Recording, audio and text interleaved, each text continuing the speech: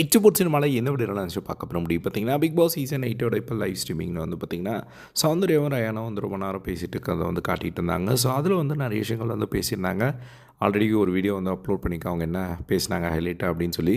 இப்போது வந்து பார்த்திங்கன்னா அது அந்த ஒரு கான்வர்சேஷன்லேயே கண்டினியூ ஆகிட்டு இருக்குது. அதில் வந்து ரயான் வந்து அவங்க அம்மாவை பற்றி வந்து சொல்லும் போது வந்து ரயானுக்கு அவங்க அம்மாவை எவ்வளோ பிடிக்கும் அப்படிங்கிற ஒரு விஷயம் வந்து நம்மளுக்கு தெரிஞ்சுது.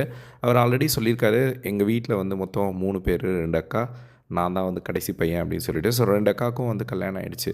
ஸோ இப்போ இந்த பிக் பாஸ் வீட்டுக்குள்ளே வந்ததுக்கப்புறமா வந்து சௌந்தர்யா வந்து கேட்குறாங்க, இந்த வீட்டுக்குள்ளே வந்ததுக்கப்புறம் என்ன விஷயம் வந்து உனக்கு ஒரு மாதிரி இருக்குது அப்படின்னு கேட்டதுக்கு, எனக்கு என்ன ஒரு மாதிரி இருக்குது அப்படின்னா, எங்கள் அம்மா கூட வந்து நான் சரியாக டைம் ஸ்பெண்ட் பண்ணலையோ அவங்களுக்காக அப்படிங்கிற மாதிரி எனக்கு தோணுது.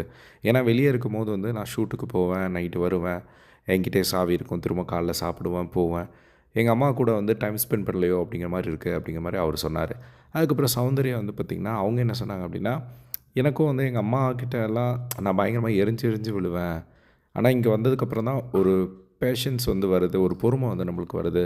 ஸோ அதெல்லாம் எப்படி வருது அப்படின்னு யோசிக்கும்போது நம்மளுக்கு வெளியே நிறைய டைவர்ஷன் இருக்குது, மொபைல் அது இது அப்படின்னு சொல்லி. பட் இங்கே வந்து அது எதுவுமே இல்லாதனால நம்மளுக்கு அது மாதிரிலாம் வந்து தோன்ற மாதிரி இருக்குது அப்படின்னு சொன்னது உடனே ரயான் வந்து சொன்னார், நான் எங்கள் அம்மாவெல்லாம் வந்து எரிஞ்செல்லாம் நான் விழுந்து அந்த மாதிரிலாம் வந்து பேச மாட்டேன். எங்கள் அம்மாவை இப்போ வரையுமே நான் சூப்பராக பார்த்துருந்துருக்கேன். ஆனால் என்ன தோணுது அப்படின்னா, இன்னும் கொஞ்சம் நம்ம அம்மாக்காக எஃபர்ட் போட்டிருக்கலாமோ அப்படிங்கிற மாதிரியான விஷயம் தான் வந்து எனக்கு மனசுக்குள்ளே ஓடிட்டுருக்கு அப்படிங்கிற மாதிரி அவர் சொன்ன விதமே வந்து பார்த்திங்கன்னா, அவங்க அம்மாவை அவங்களுக்கு ரொம்ப பிடிக்கும் அப்படிங்கிற மாதிரி இருந்து கன்வே ஆச்சு நம்மளுக்கு.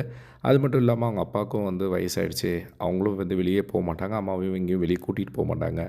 2 பேருமே வீட்டில் தான் இருக்காங்க. அப்படிங்கும்போது நான் தான் வந்து அவங்கள டேக் கேர் பண்ணிக்கணும்.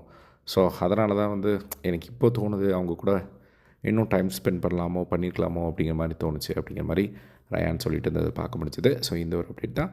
இதே மாதிரி பிக் பாஸ் லைவ் அப்டேட்ஸ் தெரிஞ்சுக்க நம்மளோட சேனலை சப்ஸ்கிரைப் பண்ணி சப்போர்ட் பண்ணுங்கள். தேங்க்ஸ் ஃபார் வாட்சிங். பை.